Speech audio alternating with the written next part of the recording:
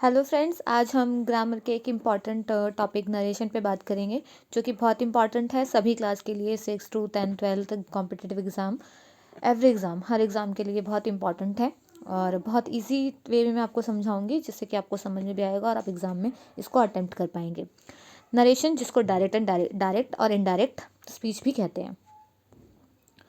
Direct indirect speech जो है वो कही जाती है the art of reporting the words of a speaker is called narration. मतलब हम किसी बात को कैसे कहते हैं, डायरेक्ट हम किसी को कहते हैं, और कोई हमारी ही बात कोई तीसरा पर्सन किसी को कहता है, वो इनडायरेक्ट हो गया। There are two main way reportings of word of a speaker, direct speech and indirect. Direct speech क्या होती है guys? In this form the actual words of the speaker are put quote. मतलब हम जो किसी भी पर्सन ने कोई बात कही है, एक्चुअल उसने जिस तरीके से कहा है उस तरीके से ही कहना जो है वो डायरेक्ट स्पीच है। जैसे Ram said I am very busy now.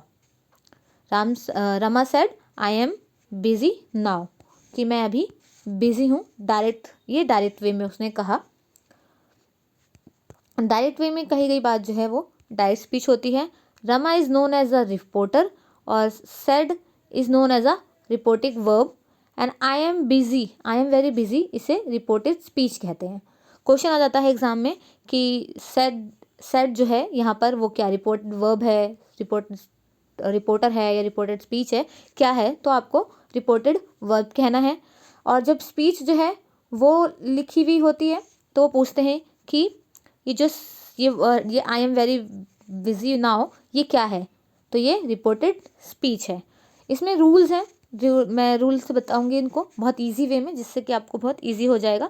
Rule number 1, first person pronoun of reported speech is change according to the subject और रिपोर्टेड वर्ब।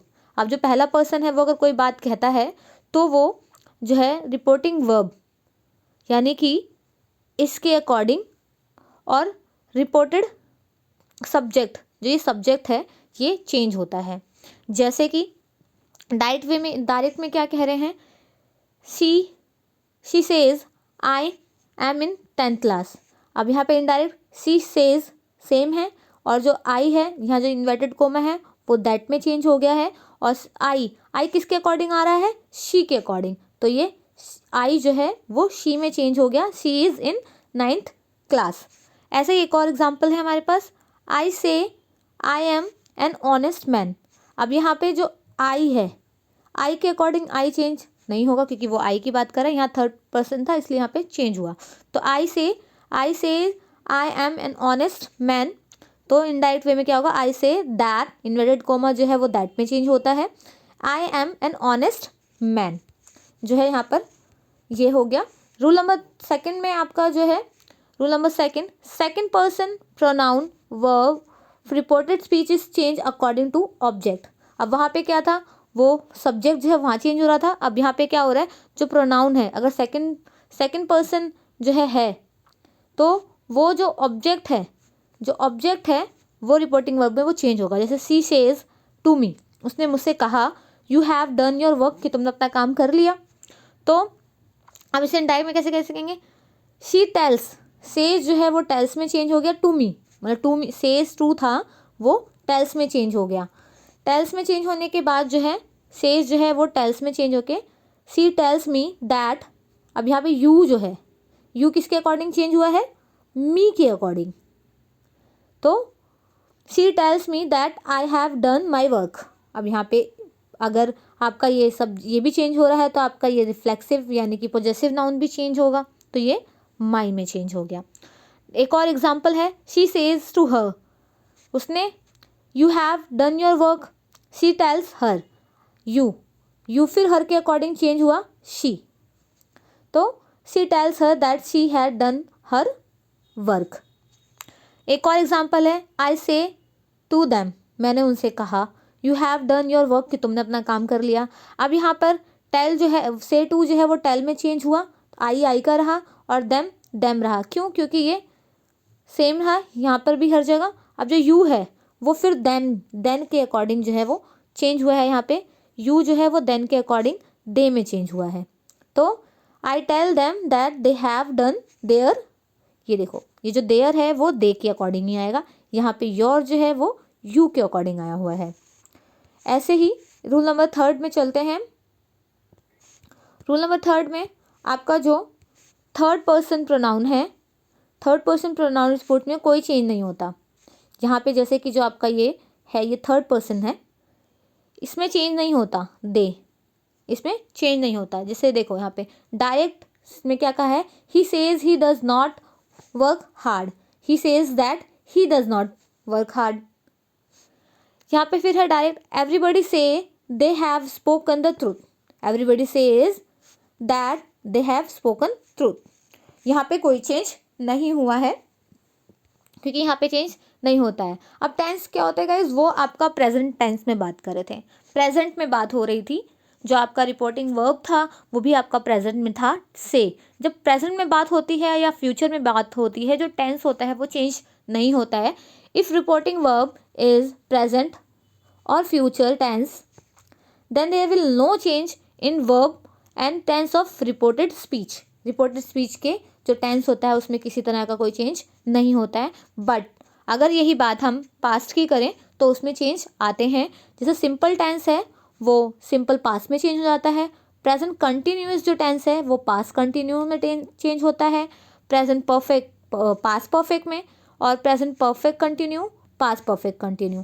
गाइस यहाँ पे देखने वाली बात ये है कि जो आपका प्रेजेंट है ये एज इट इज सेम वाले के जो पास्ट है उसमें चेंज, जैसे कि अगर सिंपल है तो सिंपल पास्ट है, प्रेजेंट कंटिन्यू है तो पास्ट कंटिन्यू है, ऐसे ही आपका चेंज होता है। सिंपल पास्ट, अब यहाँ पे जो याद रखने वाली बात होती है, जो थोड़ा सा याद रखिए, जो सिंपल है, सिंपल पास्ट है वो पास्ट परफेक्ट में, और पास्ट कंटिन्यू जो पास्ट परफेक्ट कंटिन्यू में। इसके अलावा जो भी टेंस हैं उसमें कोई चेंज नहीं होता है।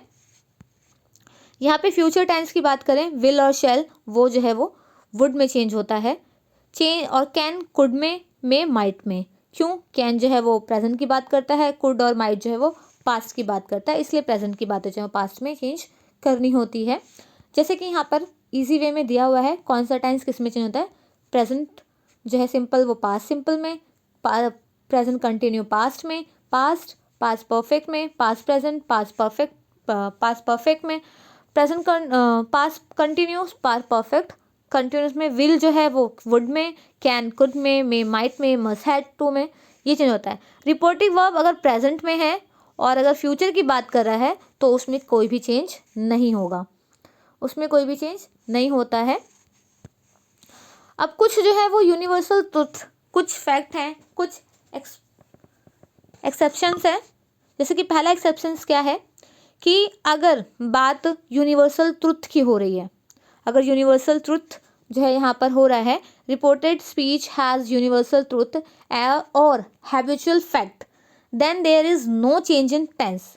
यानी कि अगर यूनिवर्सल ट्रुथ हो रहा है और अगर हैबिचुअल आपका हैबिट है तो वो चेंज नहीं होता है। जैसे direct, our teacher said that, said our teacher said the earth is round. अब ये यूनिवर्सल ट्रुथ है, जो पृथ्वी है वो गोल है, ये तो कोई चेंज कर नहीं सकता है, इसलिए our teacher said that the earth is round, universal truth है ये आपका। फिर डायरेक्ट स्पीच एक देखिए, Rajeev said to me he plays with right hand. अब ये उसकी हैबिट है कि वो राइट हैंड से ही खेलता है, इसे हम चेंज नहीं कर सकते।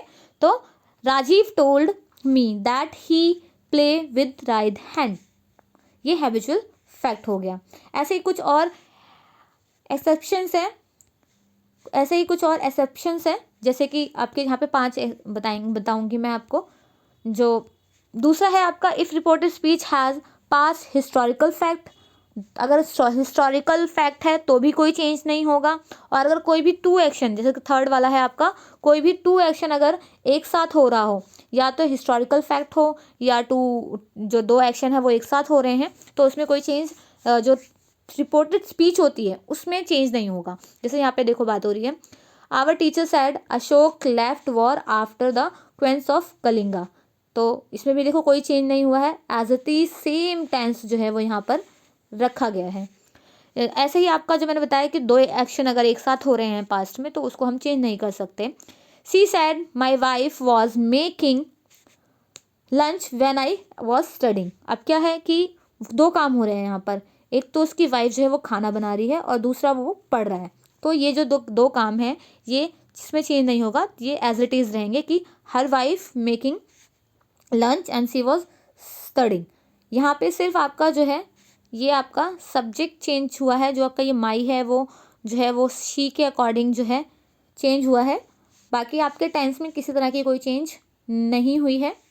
यहाँ पे आपका फोर्थ आ जाता है, if reporting speech has some imaginary condition, यानी कि अगर इमेजिनेशन में बात हो रही है तो हम उस इमेजिनेशन का जो टेंस है उसको भी हम चेंज नहीं करेंगे। जैसे कि यहाँ पे कह रहा है she said if I were rich I would help you, अगर मैं अमीर होती तो मैं तुम्हारी हेल्प करती, तो इसको हम चेंज नहीं करेंगे। तो she said that if she were rich she would help her. Tense में कोई चेंज नहीं हो रहा है, आपका रिपोर्टिंग वर्ब में चेंज होता है, आपका ये पोजेसिव नाउन और आपका सब्जेक्ट में चेंज होता है, बट आपका जो टेंस है वो नहीं चेंज होता है।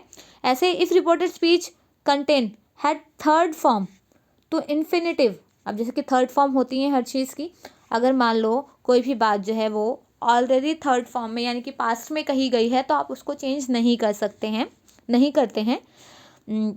सी said to me you should obey your elder, कि तुम्हें तुम्हारे बड़ों की जो है इज्जत करनी चाहिए, ये बात माननी चाहिए। तो she said that I should ओबे ऑफ माई एल्डर्स। अब मैं यहाँ पे आपको और बताती हूँ, जैसे कि प्रिपोजिट स्पीच में लास्ट में ऑब्जेक्ट के साथ कुछ वर्ड्स दे दिए जाते हैं, जैसे दिस वो दैट में चेंज होता है, हर देयर में, दीज दोज में, टुडे दैट डे में, और टुडे दैट डे में, नाउ देन में, टुनाइट जो है वो दैट नाइट में, tomorrow next day, yesterday previous day, so does और गो बिफोर, कैन कुड में चेंज होता है, मे माइट में चेंज होता है। अब देखो वहाँ पे क्या बताया था, जो कैन है उसे हम कुड और माइट में चेंज करेंगे, पर अगर कोई बात कुड और माइट में ऑलरेडी कही गई है तो उसे हम चेंज नहीं करते हैं। गुड मॉर्निंग को ग्रीट करके हम बात करेंगे और लास्ट नाइट को हम last the night before. Thank you guys, हो सकता है आपको ये वीडियो जो है वो पसंद आया हो, और अगर किसी तरह की कोई क्वेश्चंस हो, कोई क्वेरी हो तो आप मुझे कमेंट कर सकते हैं। और आई होप आपको ये वीडियो पसंद आया, और आप इसे लाइक सब्सक्राइब एंड शेयर ज़रूर करें अपने फ्रेंड्स तक, और ऐसे ही इंग्लिश के और टॉपिक्स के लिए मेरे साथ बने रहें। Thank you.